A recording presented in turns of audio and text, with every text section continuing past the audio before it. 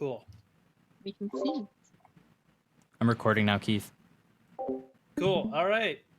Welcome, everybody. My name is Keith Sabine. I'm in the fourth year of the computer science program here at McEwen. I'm looking to find a job in the cybersecurity field when I graduate, and today I'm going to teach you a little bit about open source intelligence.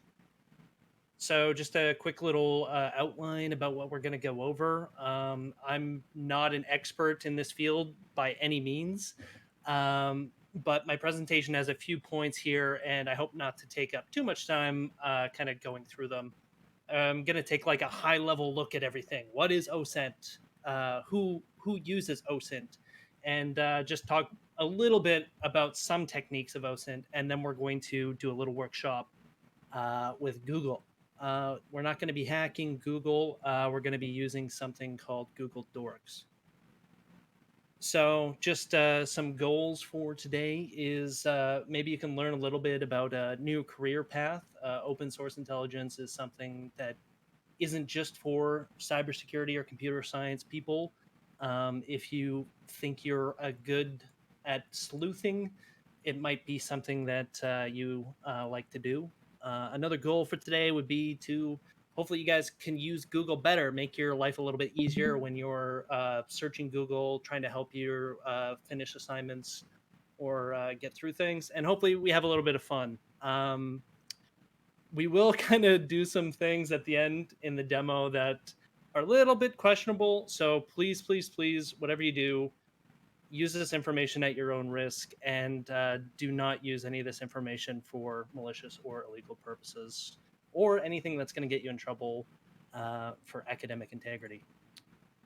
So what is open source intelligence? It's basically any piece of information that can be legally gathered from free public sources about an individual, an organization, or a computer system or phenomenon or anything really.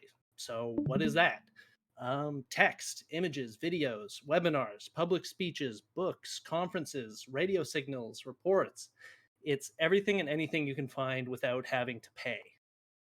So we're going to be talking about Google today. Is Google open source intelligence? No. Most of the internet isn't actually indexed by search engines. It just so happens that Google has indexed a lot of it.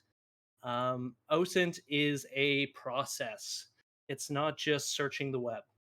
So by gathering publicly available sources of information about a target, you can begin to create kind of like a profile about that target. Kind of what are they? Who are they? Basically answer all the questions to get you started as to what you're looking at when you choose a target. So you're really thinking like a detective, finding the clues before you ever have to interact with that thing or person.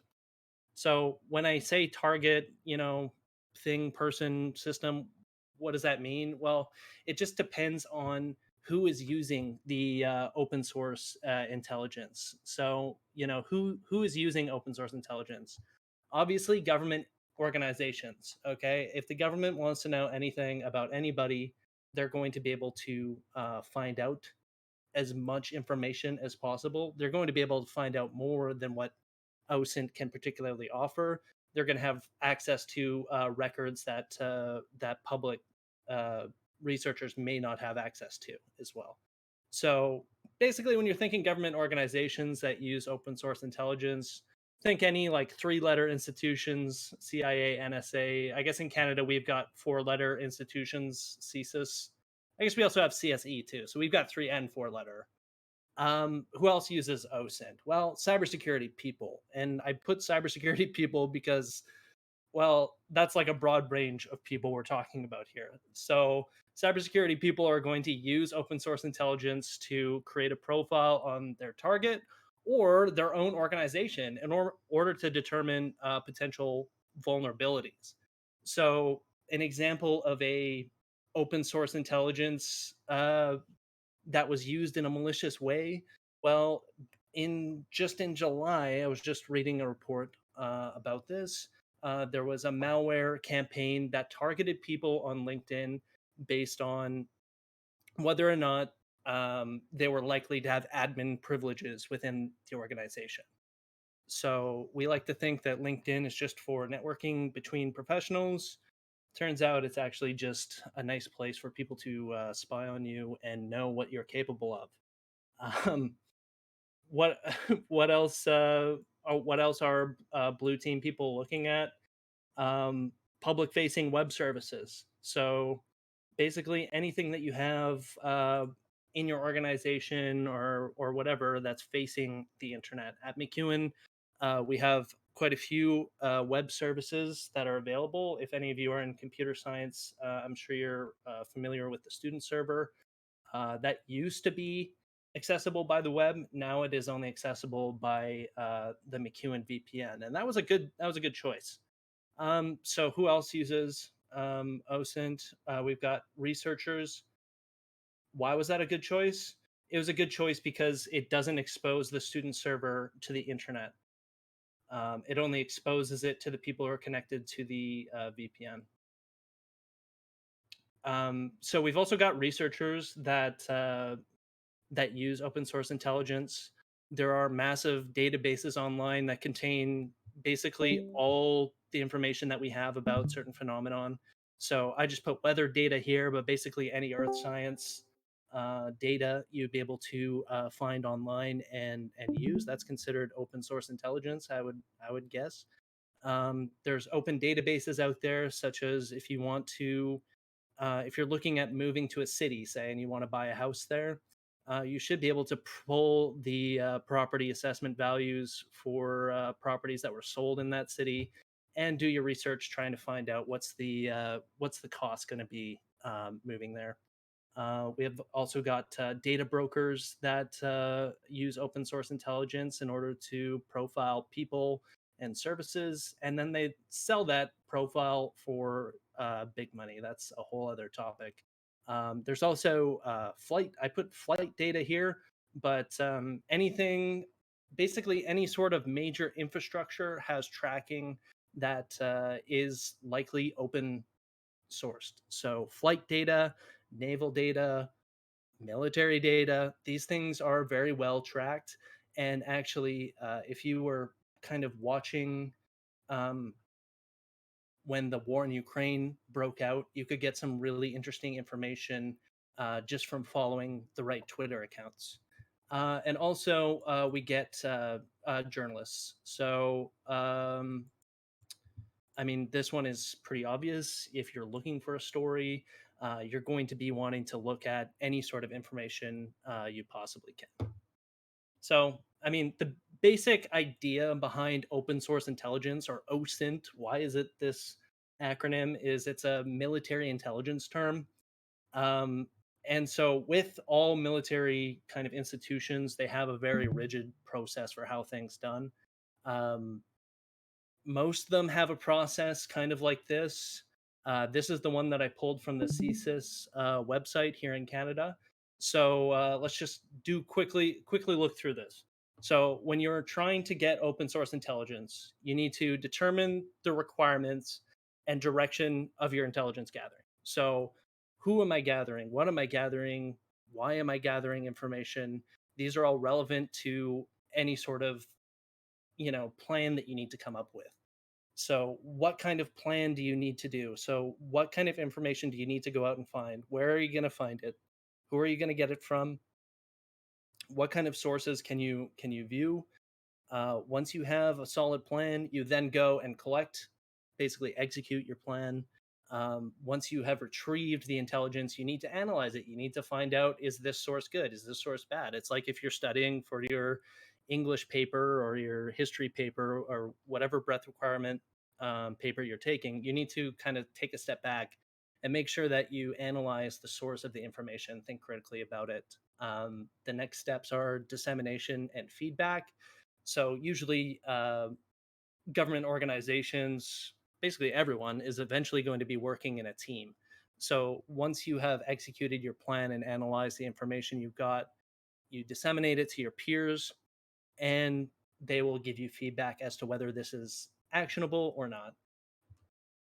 So I thought it'd be kind of fun for us to. Oh, what's going on here? I thought it'd be kind of fun if we kind of just quickly kind of came up with a plan around ice cream because I mean I love ice cream, so looking at a picture of ice cream is just fine for me. So what kind of if we were going to open an ice cream business, Club A ice cream, what kind of information would we want? Like, what kind of information would we want to gather in order to start an ice cream company, right? So let's come up with an open source intelligence plan for starting an ice cream company. What kind of intelligence do we need? I mean, we could look at what recipes do popular ice cream makers use? Like what are the ingredients in Breyers? Where are the factories located where they process and create the ice cream? What kind of goods do they need? Where are those goods supplied from? This kind of information it kind of goes into like a business plan. But I thought when I was kind of coming up with this, you can kind of do the same thing with open source intelligence. So what's the secrets about ice cream? Does anyone have any suggestions for information we could find about ice cream? We could potentially use it later when we're looking at Google.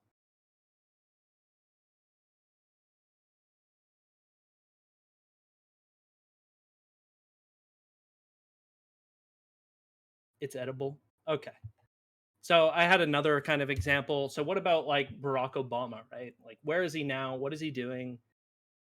Is he on a tour right now? Um, this is information that we could potentially find with open source intelligence.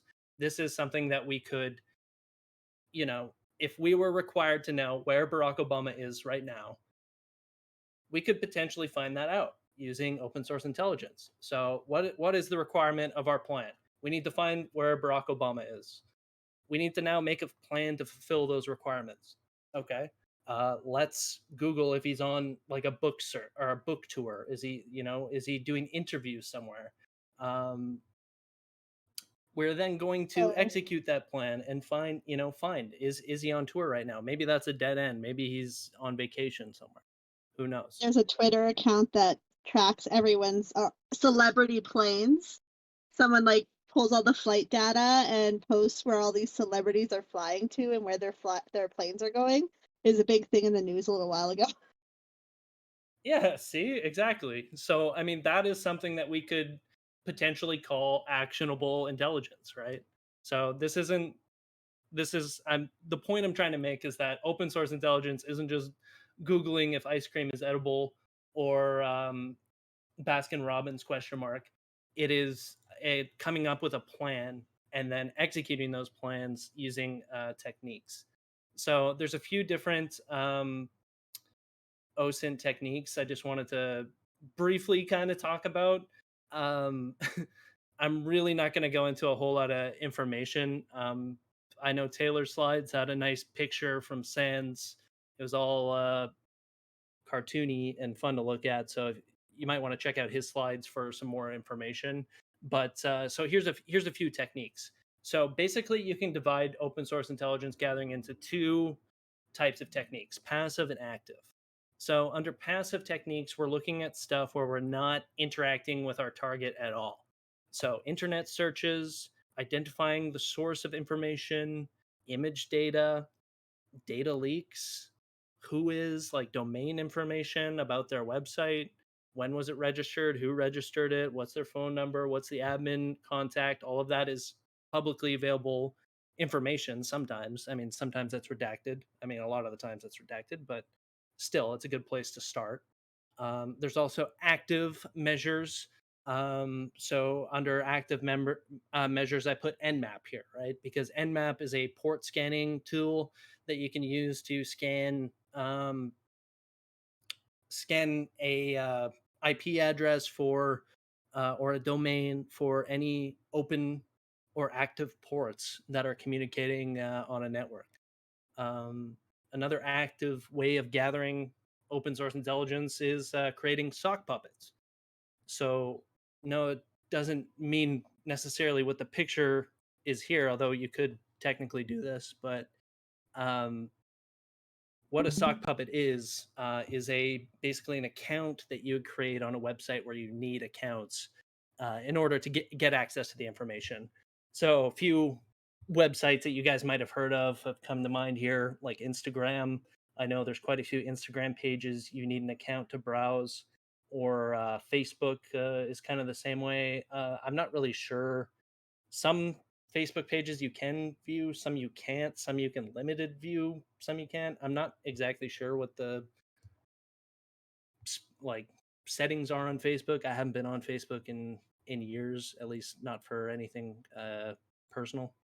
So yeah, so there's you can create an account on these sites just to listen, or you can create an account to actually get involved in a community you're trying to get information about, or a target that you're trying to get information about. You could join a group that they're in. You could start posting in these groups, get a trusted kind of reputation in order to extract information. These are open source intelligence techniques. And there's actually so many, and I just kind of wanted to show you guys this website. I'll throw it in, but basically this guy, what's his name here? Says his name somewhere. Anyway, here's his Twitter. Jay Nordine came up with this website, the OSINT framework. So this is going to give you kind of an idea of things that you can find online or through open source information, right? So these are kind of all of the eyes that we have on people and things in the world. So, you can go telephone numbers. Click on that. It's going to bring up different services that you can use to find information on telephone numbers. How about metadata? I just briefly talked about EXIF data in pictures. I didn't exactly explain what that is, but basically any data that's stored in a picture that indicates what kind of camera it came from, what the location was.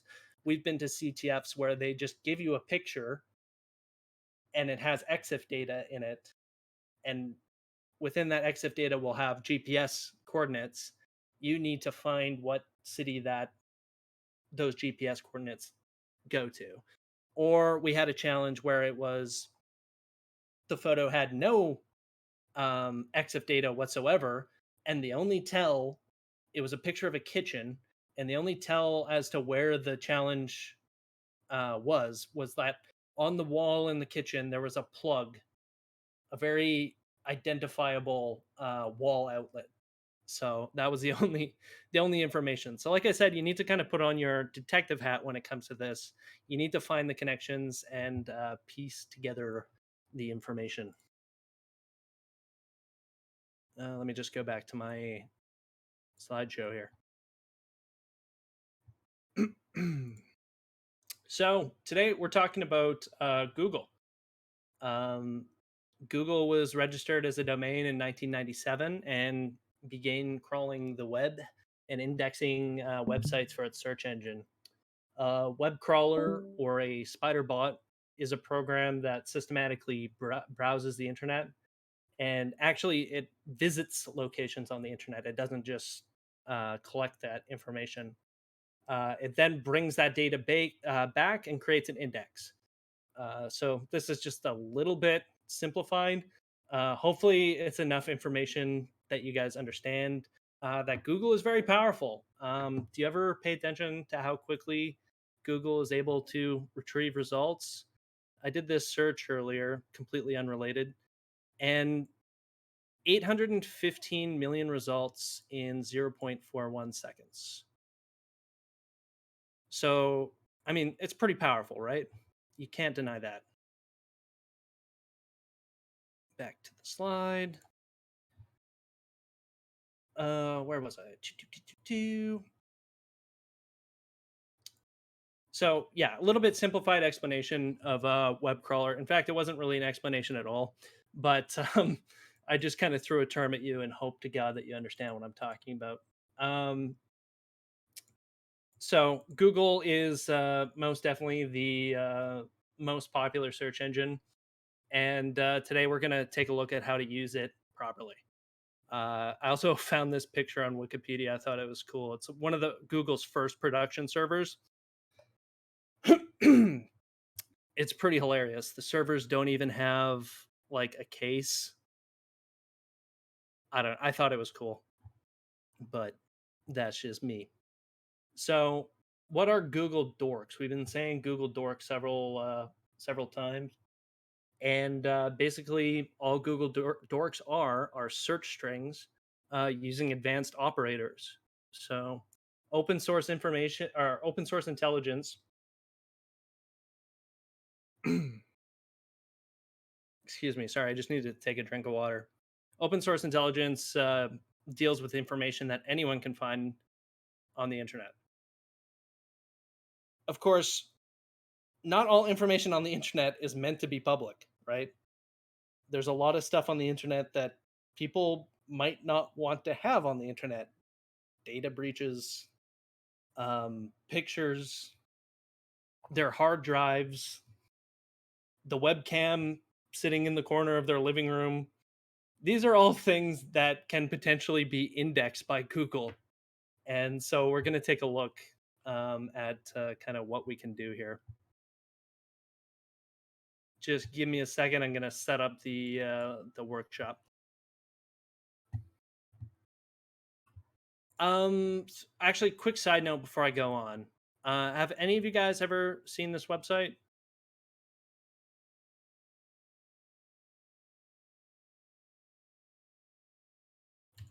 I'm just gonna drop a I link. have. Sorry, Yeah, thanks.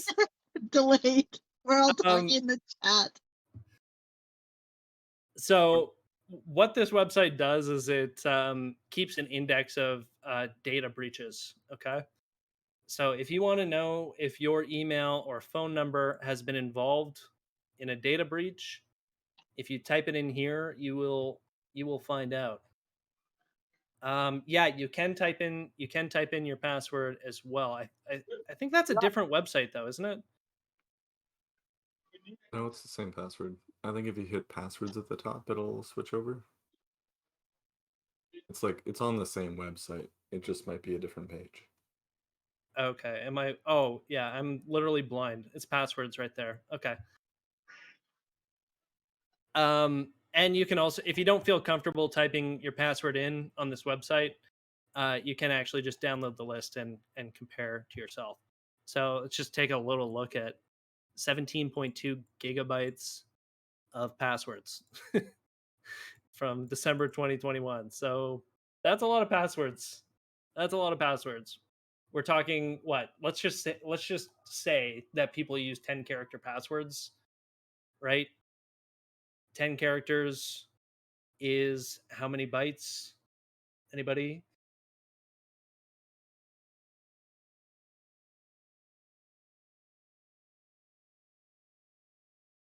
$40 bytes. I guess it depends on how the characters are being stored. But anyway, let's just say that they're regular 4-byte characters. So 40 bytes, 17.2 gigabytes into 40 bytes. How many 10 character passwords can we have? Anyways, that's just kind of like a fun little math exercise. Okay, so what are we going to do? I'm going to log into my Kali machine because you're not hacking unless you use Kali. And I'm going to go to my hacking tool, Google. I'm in incognito mode. And we're going to talk about a couple of the search operators. So one thing that I found super useful is probably the first one that I found was the file type operator. And so it is just file type, one word with no spaces, and a colon. Let's try PDF, right? And I want to search for what kind of PDF do I want to find, guys? How about Baskin Robbins recipe? Let's see if this works.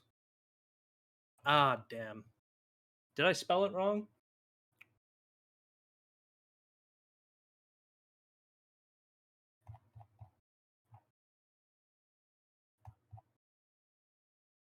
I think it only has Uh, one B. Maybe not. Oh, here we go. Ice cream nutrition.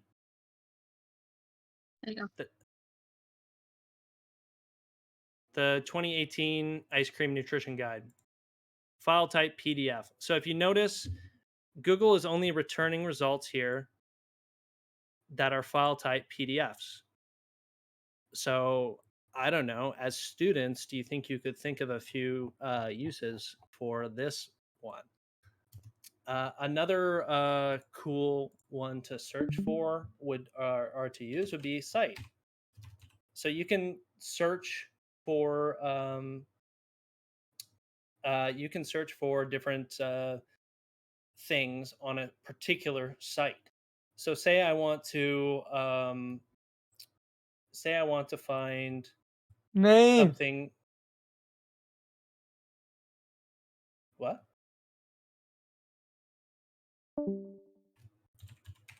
Someone interrupted you. You're good. I don't think it was on purpose. So say I want to search for stuff on McEwen.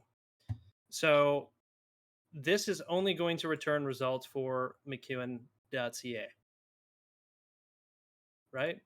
So we've got site and we've got file type. So what if we want PDFs that are on mcewen.ca? And you guys feel free to do follow along, try out these operators in different ways. Let us know what you're doing. And so here we go. We're finding organic chemistry winter 2020. We're finding separation. We're finding a lot of chemistry stuff for some reason. Some canoeing and kayaking. So the point is, we're only getting PDFs from McEwen. If I just type in mcewen.ca PDF, I'm not going to get the same results, although I am actually getting very similar results. So another thing that you can use is in text. So say I want to find more information about Baskin Robbins, right? So I want to search for all the Canadian websites that have in text, which means in their in the text of the website, Baskin Robbins. Now I know this is kind of like lame, guys, but bear with me here. This is you gotta crawl before you can walk. That's the metaphor I want to use here. Okay, we're going through these operators so that we can get to some interesting things. So we're looking for all sites. This star is a wildcard operator. It's going to expand to any site at .ca with Baskin Robbins in the text of the website. So we're getting baskinrobbins.ca, obviously. I wanted to see if we would get different websites, but it looks like we're getting just Baskin Robbins. No one seems to be talking about Baskin Robbins. What about if we search for?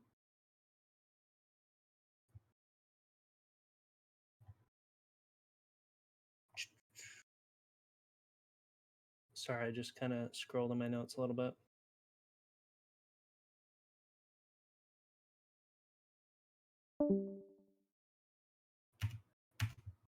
Okay, so we want to find Baskin Robbins, but let's say we want to also find. We're obviously not finding their recipe. So what if we went to in URL, which is the advanced operator, to find terms that appear in the actual URL of the website you're visiting. So we can search for in URL /admin. I don't know. Give me some suggestions. How can we find the secret recipe of Baskin Robbins with Google, guys? What are some terms that we could use? A secret? That would be a Secret. good one. Secret. Missing in URL / secret. Missing. Okay, we're not getting anywhere with this. We're not getting anywhere with this. Okay, so we're gonna leave Baskin Robbins alone. They're obviously super secure. The next one that I want to talk about is in title. So in title is searching for terms that appear in the title. So, oh geez, that's the recommended one. House of the Dragon CO1 episode 05. I wonder what that is. Oh, so when you're using Google Dorks, a lot of tools that access Google will actually use Google Dorks to retrieve information for you. So a lot of the tools that you'll find on Kali and stuff that we're going to be talking about in other workshops are going to kind of are going to use Google Dorks in their backend. So you need to actually fill out a CAPTCHA to do that. So I'm definitely not going to click any of these. This is probably some seriously pirated shit here. So I'm not gonna click on that. But that's just another example. So we got in title, return the result with that particular string in the title of the website. So we've got, we've looked at file type. You can also use extension, in title, in URL. These are all things that can help you. So for the computer science students out there, we do site, github.com. We do in text, awesome. We're going to get the awesome lists, GitHub. But the important thing is when you're, and I know this is just kind of like, I've just said this so many times already, you're only getting results from GitHub. So it's super useful, especially when you're looking for like a tutorial, like a Stack Overflow, or you're looking for a certain blog site, you're looking for a certain something like that. Using Google this way is going to help filter out the crap. So when we do this kind of search, github.com in text awesome, we get 1.3 million results, right? If I just do github.com space awesome, we get 31.9 million results, right? Yeah, sure, we're getting a lot of the same stuff on the first page, but we're doing a way more targeted search. So those are the advanced search operators I wanted to show you guys. There are some other ones and some basic ones. I'm going to post just a reference kind of. I found this online. I'm pretty sure it's safe to share. I'm just going to share it in the lounge chat here. Documents. Just got to find where I saved it.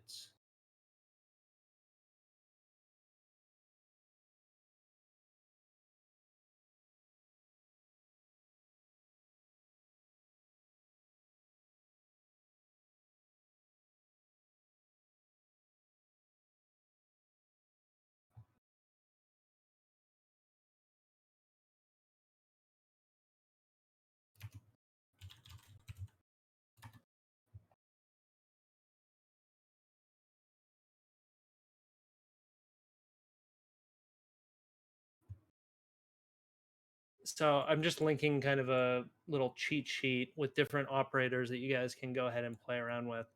So what does this all mean for people who are looking into hacking? Well, the creator of Exploit DB, which is the exploit database,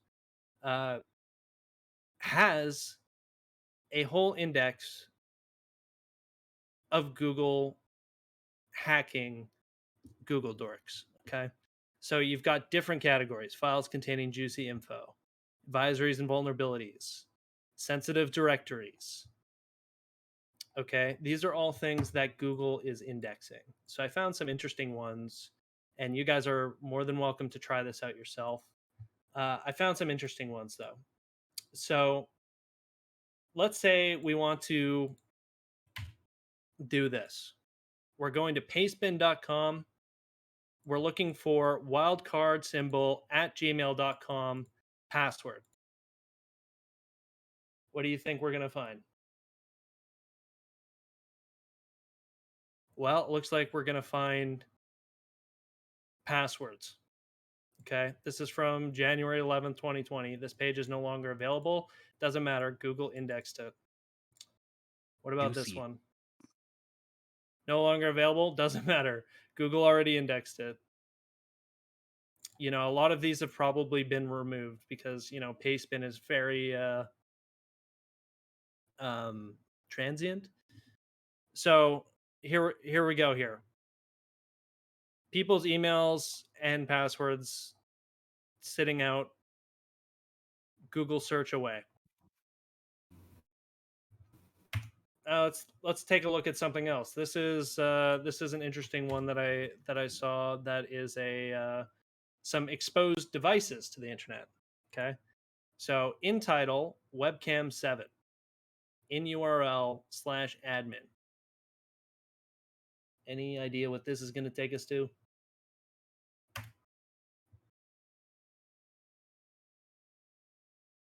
Live webcams. That's right. So let's see. This website, which is not a website, it's just an exposed IP camera.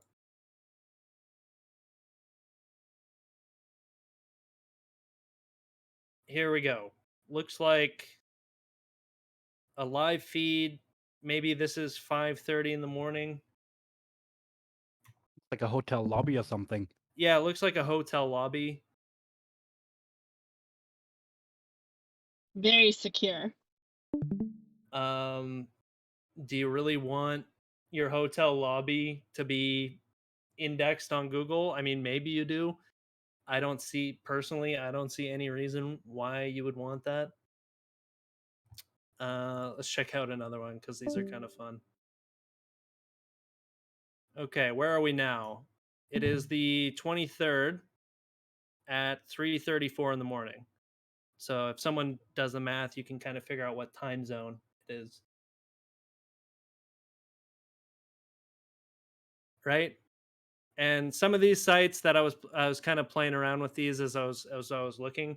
Some of them you can actually pan and zoom the camera. It's pretty funny. So you can just imagine someone coming back to the camera and going, "Why does it keep moving? I don't get it." And there is actually an app I found. I think it's insacam.org. I don't think I want to access this while I'm streaming. I'm going to do it on my other screen really quick.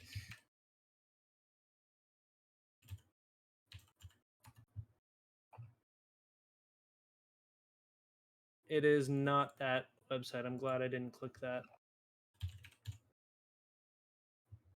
Don't randomly click websites while you're doing this. You might get a Yeah. I'm actually about to do a demo of something you definitely never want to click on. Okay, so it is actually this, but this is an app that someone made that uses Google Dorks and searches by different cameras. So these are live cameras that are connected to the internet in Calgary. All right, this is an app that just uses Google Dorks to index these cameras. So it takes Google Dorks, right, and it will call Google with whatever manufacturer you've got here, and find the find the cameras. So these are all indexed by Google. Now this says Calgary, but this doesn't look like Calgary. So obviously it's not completely accurate. But yeah, we got it. little bit. What do we got here? Bit. We got literally someone's living room. We used to have these live cameras on Main Street in Morinville that you could access from the website, and anyone could access them at all points in time. And they purposely did it so people could see what was going on outside or something. I don't know. Lots of people saw lots of stuff they didn't want to see on those cameras, and then they took them down. Big surprise, hey? Oh my god. Yeah, I don't know why they thought that was a good idea, but they did. I think there's like cameras on some of the highways too to be able to see road condition. That you can access here in Edmonton, or it's on the maybe Highway 2. Yeah, around Alberta anyway. So now we're going to be searching for in title index of. Now this is another operator that I didn't look at. If you grab that cheat sheet PDF that I threw in the chat before it disappears, you'll be able to figure out what that does. But what is this going to get us? Oh, it looks like, what does it get here? At 36.92.42.3 / software / office. What is this? I pinned that PDF to the top of the lounge chat if anyone's looking for it. So Or it that's looks like legal. what we've got is a totally legit Adobe Reader executable. Appears to be 7.8. I would never download this.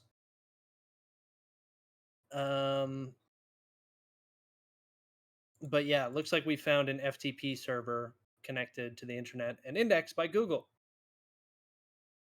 What is this? cs.montana.edu. It looks like the computer science department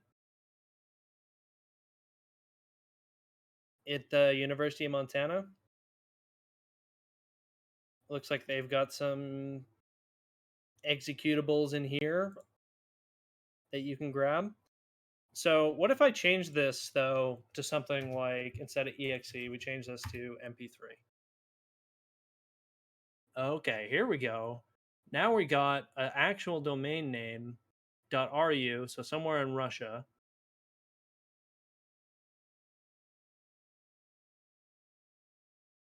And we've got what looks to be Queen's entire discography sitting in a file transfer server. So these are just some of the interesting things that you can do with Google Dorks, and I'm sure you guys can come up with more creative ones than the ones that I've shown here.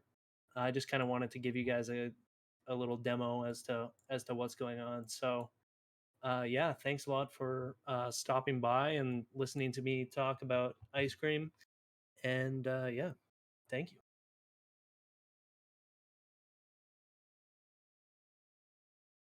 Thanks, Keith. It was great. I love it.